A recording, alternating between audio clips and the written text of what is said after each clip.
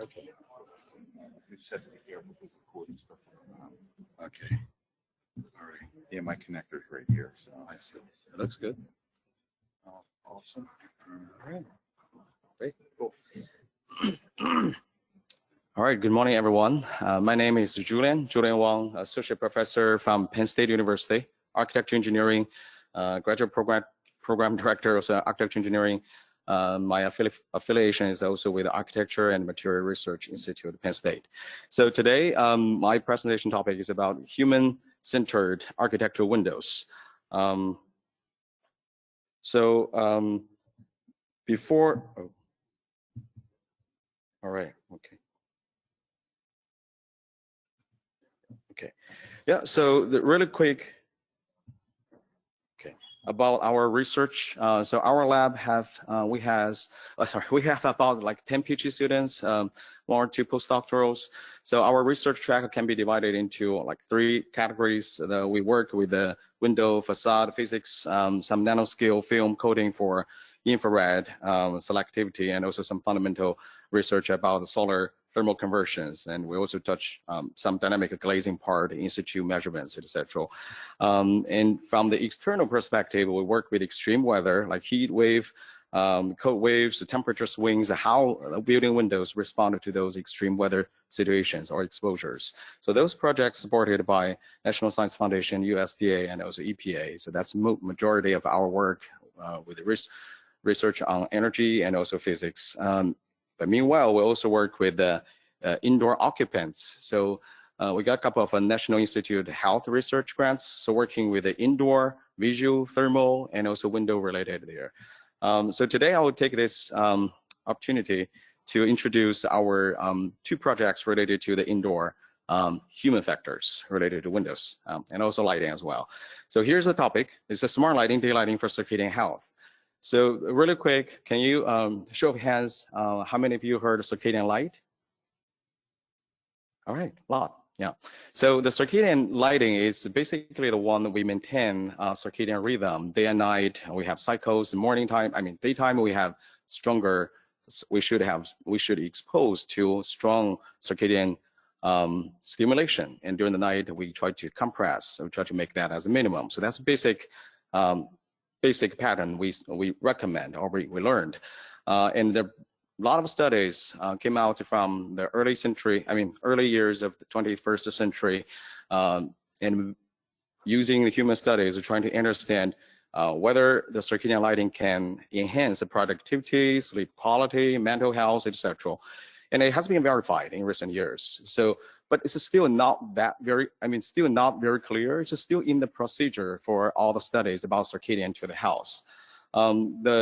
The difference to our typical lighting is the circadian lighting is the peak wavelength for that. The sensitivity is about 460 to 480. But on the other side, for the visibility part, is really the peak is about 555, right? So if you have a 1 watt green, yellow LED light, you see that a little bit brighter compared with 1 watt red and blue lights, right? So that's kind of the brightness related to our human eyes. That's visible related. But for circadian sensitivity is mainly about non-visual. So you could simply consider that as the blue color. So supposedly it's strong blue color, but the circadian calculation is not only the portion of this integral power, it's also related to the ratio to the red part, the scotopic part, and also the visible part. It depends on the metrics they are using. So it's not only the integral part of this power. So here it is. It's from the general recommendation about the circadian light. We want to expose to higher circadian stimulation during the daytime, a little bit cooler color, so like the bluish color, and a little bit warmish color or deep color during the nighttime. That's kind of the pattern suggested in different authority agencies. So if we compare this to our typical electrical lights, we could see some of them, they could do work to give the circadian stimulation, right? And this is the part, this gray part is about the melanopsin, is the circadian lighting coverage part. So we could see how lighting is distributed, electrical lights. But if we compare with the daylight, is a huge, so this is the same scale. We could see how different about daylight compared with electrical lights. So we also made some measurements under overcast day. Overcast skies, a very cloudy situation, is still 10 times higher circadian greater than the level 5 feet away from 60 watts LED 9,000 lumen lamp. You know, that's really large bright light, I mean LED light. So it's still 10 times higher than that.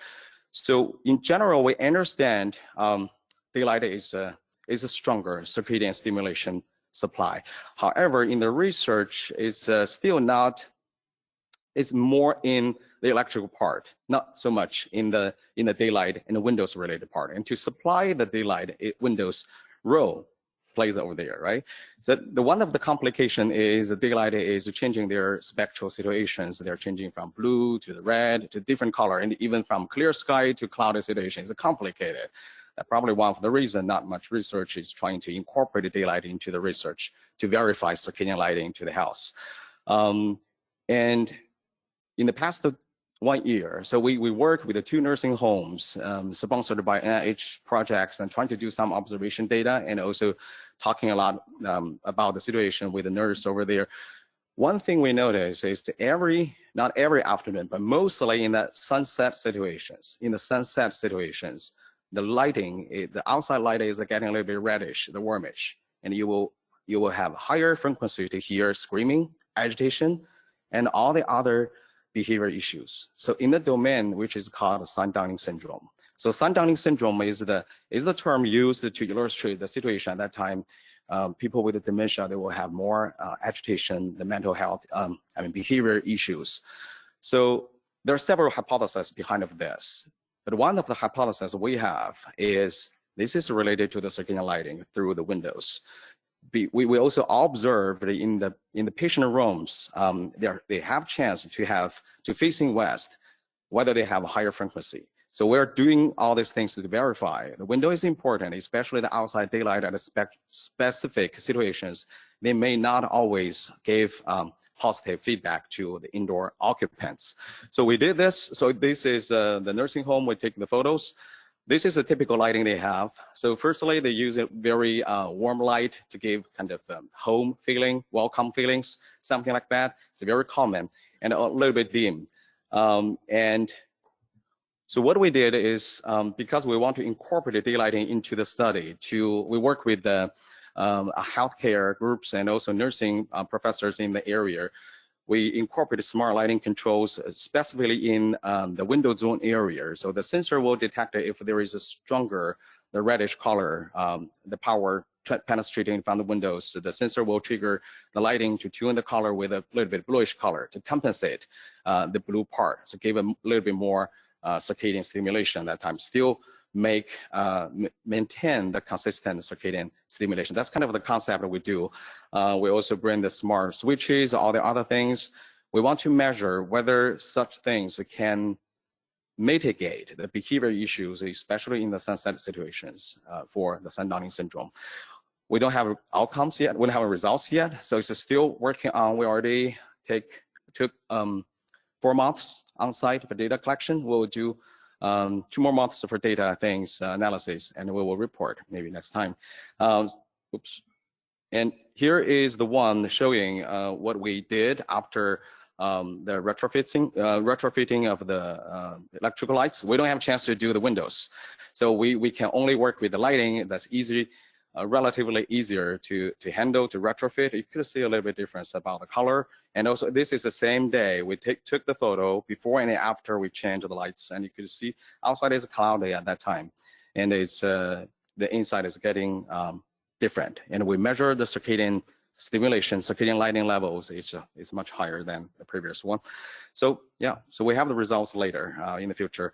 We want to verify whether this kind of lighting supply can mitigate human behaviors. That's the goal. But meanwhile, we also want to measure the window. We bring the window into the loop to see whether the window plays, how crucial are windows for indoor circadian lighting exposure. So one of my PhD students here, and she's she was working in this project mainly and trying to measure all the lighting conditions at the vertical level and also facing different view directions and different distance to windows. And we changed the window blinds, all those things, and using typical yellow color, like a warm color lighting conditions for the room. We want to see how much it will impact to the indoor circadian conditions. It's very intuitively understandable, right? So we do the model, and then we get feature importance ranking, and we find, of course, distance to window is the majority, is the most important one, and the blinds opening ratio, view direction relative to windows, they are related to this thing. So windows should be considered into this circadian health study. And how about the spectral feature? Yeah, of course, spectral it should be there because we talk about the Sundowning syndrome is related to the yellowish or warmish color from outside. So, but we don't have a chance to do the experiments of changing the color and the spectral. So we did simulation. So thanks for Lawrence Berkeley, they have the IGDB database with all the spectral data about the 6,000 glazings that we extracted from there, and also work with the NREL to get the solar spectral data to report the different daylighting spectral. So eventually we got 500,000 data points. So using all these glazing properties, so we can simulate different outdoor situations and how much the transmission, the circadian level we can receive on the other side penetrating the windows. So this is what we have. We want to give some information, what kind of a window properties. So we use existing window properties. What kind of a window properties can inform us to know this is a good window for circadian health, this is not. But unfortunately, all this, they don't have a good correlation. So, but the highest one is visible transmittance. So that's also intuitively understandable, right? So the higher visible transmittance, the higher possibility for circadian health, but it's only about 0.3 coefficient correlation. We know the one is the highest one. So 0.3 is still the best in the existing parameters. And the second one is about the transmittance in red. So this is also the one in our existing database. So this value also somehow aligns with, so just to explain a little bit. So that means, the correlation is not that high, it's a 0.15, but it's a second high. So that means higher transmittance in the red channel, or red portion, higher one gave us a little bit lower possibility you can achieve higher circadian health, which is very similar to the situation sunset, Sundowning syndrome related things, right?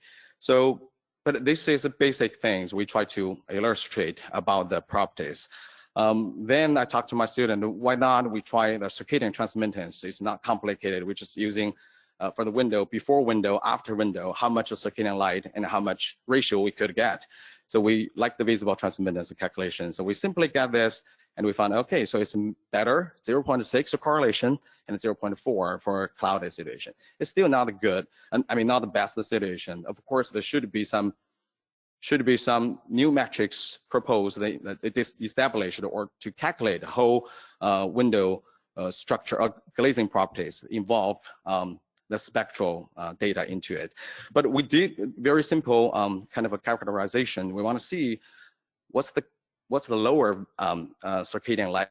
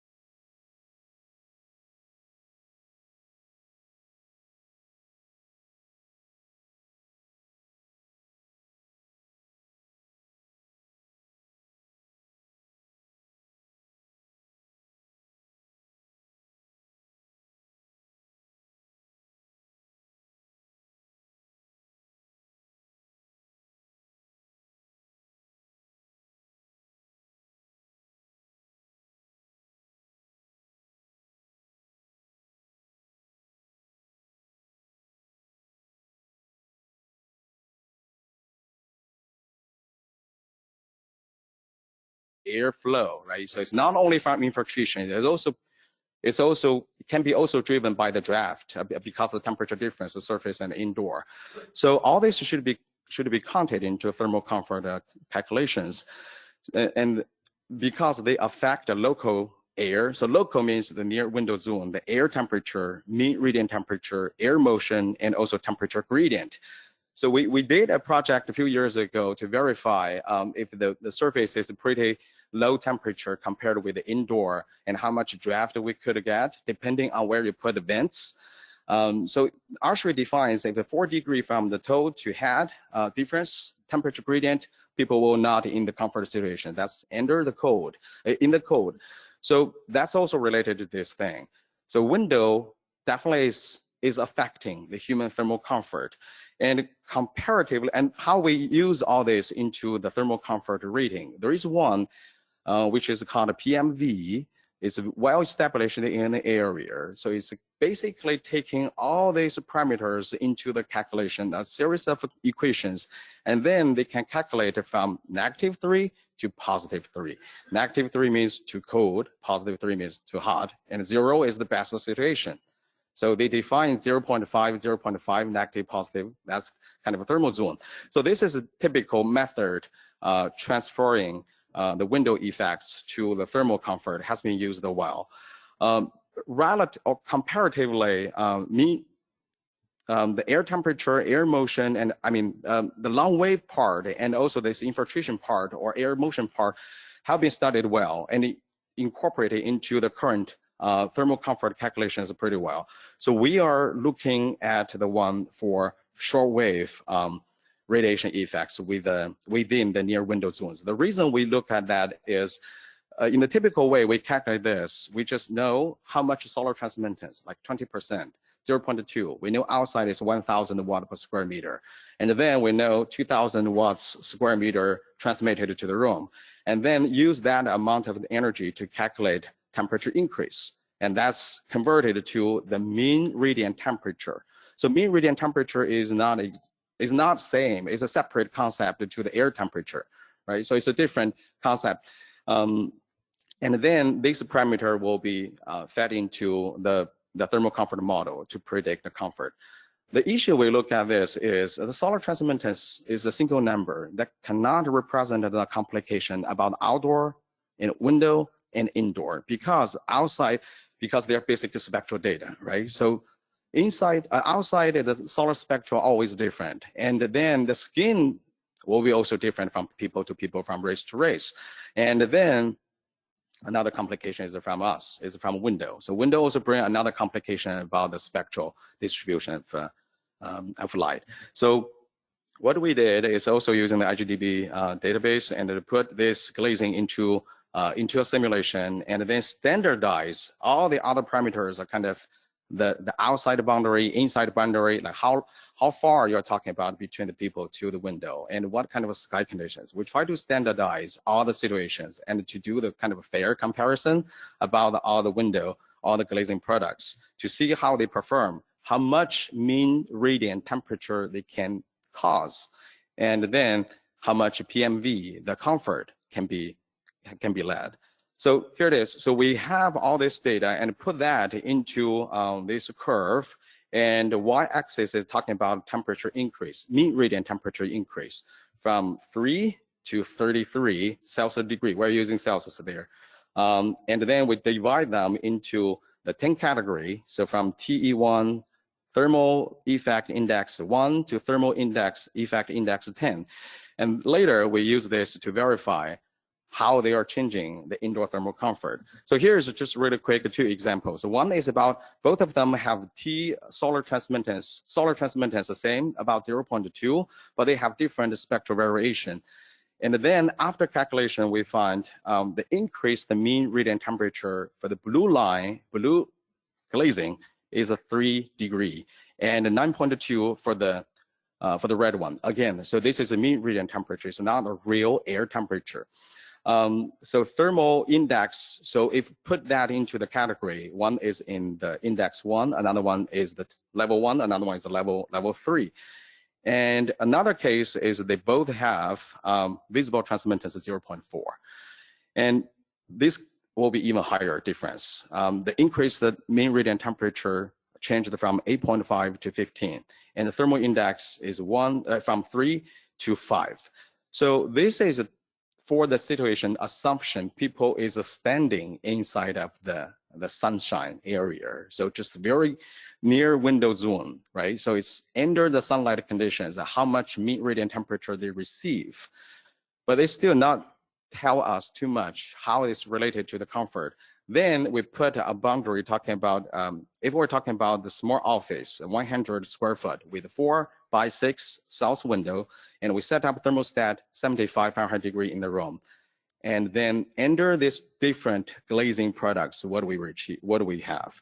So for this one, they will change from comfort to slightly warm. So slightly warm is already out of the boundary, already after thermal comfort boundary, is not comfort.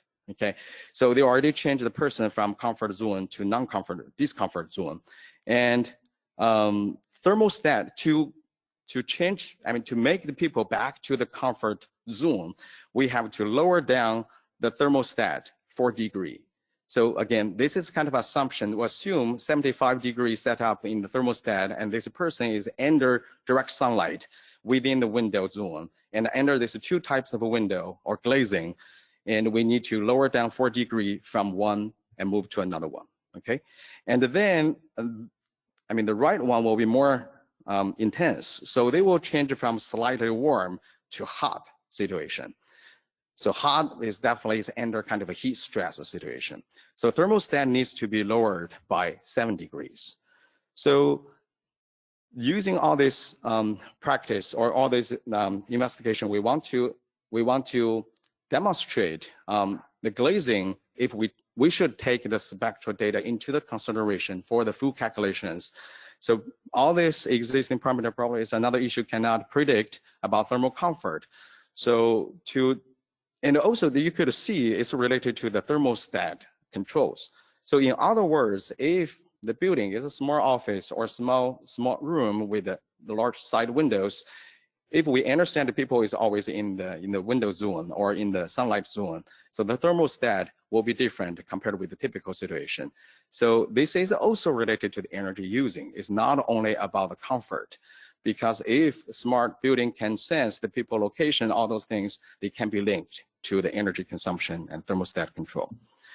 Yep. So that's the typical. That's the study we have been working on. But I also want to introduce the one really brief. So this is one we have not published yet, but I think it's very interesting. I want to show you.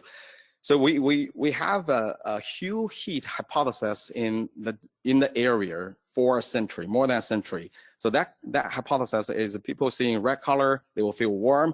People seeing blue color, they'll feel a little bit cold, right? So in the domain, this has been a lot of studies working in this area. And the outcome is not, the conclusion is not consistent. Some of them said, no, we don't see anything. Some of them said, we do find a lot of effects difference. But in our hypothesis, it's not about human, it's not about lighting appearance, it's about the spectral data. So what we did in our lab, we have lamps in the thermal chamber and 2 different lights. So one lamp is with red enriched part, another one with the the blue enriched. So one is blue enriched, another one is a red enriched. But they have very similar color temperature. So from appearance perspective, people cannot differentiate these 2 lamps. So they are saying they're just a white color. And we also form 500 lux on the table. So everything same, just the normal, but lighting is actually changed from one station to another station. Status. So that you can see the figure here, we try to avoid any color in this room. Only source is the lighting. And we measured a bunch of data, physiology data. So what we find is the skin temperature, core body temperature, heart rate variability under these 2 types of lamps are statistically different.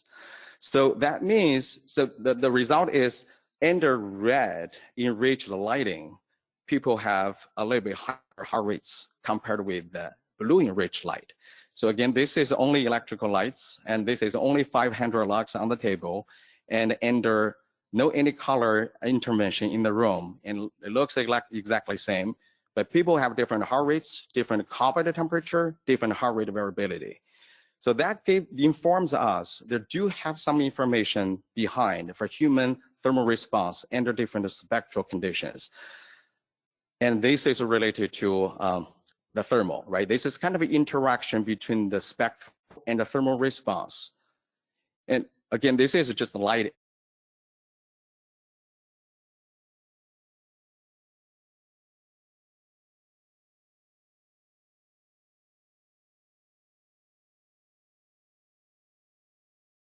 Electrical lighting is only 30 watts LED lamp, right? So how about windows? Different spectral? It could be, or maybe not. Maybe just to make our story, right? So how? All right. Okay, so the opportunity and the challenges we are thinking is we should, for the comfort, thermal comfort, we should combine short wave, long wave, infiltration rate, draft between the temperature difference, and even psychology. Maybe it's too far, long shot at this time. But if we combine all these things, we should do the very, comprehensive work to quantify the thermal comfort effects from windows. Oops. And also there's some fundamental research about the spectral optimization could be there, and maybe some dynamic spectral control can be incorporated into this, change the spectral situations and make some effects on the thermal feelings. Right, so this is the last one, the window effects on, this is the one, I think you all see the video or some news talking about low-income communities. They have very close house, but one house changing low emissivity coating, really high reflection, and make another side panels that got deformed, right? So this is a similar thing we're trying to see, trying to explore for a high-rise building in the urban center area. If there are, because the solar reflective facade and also the ultra low emissivity coating or low solar heat gain, low E coating, widely accepted. So they reflect a lot of solar infrared to outdoor. So what happened for the outdoor thermal conditions? This could be fine in rural areas or remote areas, or suburban probably also fine. But in the urban center, we use Philadelphia as an example, not that hot. And we want to see whether all the solar reflection can change the urban center heating situations.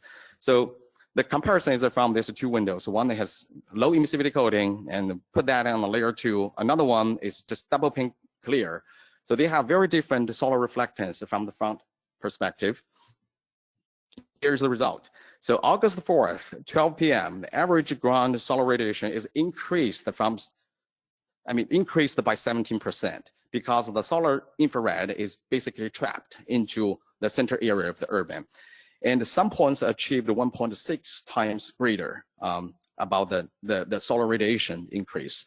And we also did the ground temperature checking. The increase averagely is about 2 degrees, but some points can reach about 7-degree difference. All right? So this tells us we should consider some trade-off when we do the retrofit or the new window design or something. If the case by case, if they're in the high clustered areas, so some interaction between the buildings should be considered, and we should consider the optimization of the holistic design for those sides. And so my group also working with material scientists trying to conceptualize whether we could do some. It's also in some other labs also working in the similar thing, trying to do the retroreflective films. But we are looking for windows. So the retroreflective is not only for it should be selective for the infrared part, not for the visible. So visible part still give the good, the transparency and also the lower haze value. All right. So just last but not least, we have 2 NSF internship awards. So one of so I brought students with me today. So they are, one is Chen Shun. So he's working with Michelle, the EWC program platform. Yeah, working on the platform finalization and also some updates on that. And we also have another one. Shiva is working with the daylighting metrics with Neil and Steve for the daylighting metrics.